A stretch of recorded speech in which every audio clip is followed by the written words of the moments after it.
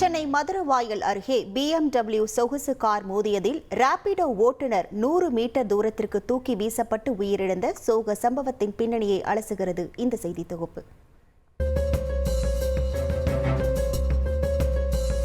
சென்னை பாண்டி பஜார் பகுதியைச் சேர்ந்த 39 வயதான பிரதீப் குமார் தனியார் தெலுங்கு தொலைக்காட்சியில் ஒளிப்பதிவாளராக பணியாற்றி வருகிறார். இவர் பகுதி நேரமாக ராபிடோ பைக் டாக்ஸி ஓட்டுவதையும் வாடிக்கையாக வைத்து வந்துள்ளார். இந்நிலையில் புதன்கிழமையன்று நள்ளிரவு 2 மணி அளவில் மதுரவாயல் தாம்பரம் பைபாஸில் இருசக்கர வாகனத்தில் பிரதீப் குமார் சென்று கொண்டிருந்தார்.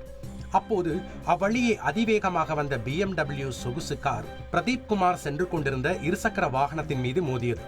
இதில் 100 மீட்டர் தூரத்திற்கு தூக்கி வீசப்பட்ட பிரதீப் குமார் புதரில் விழுந்து சம்பவ இடத்திலேயே துடிதுடிக்க உயிரிழந்தார்.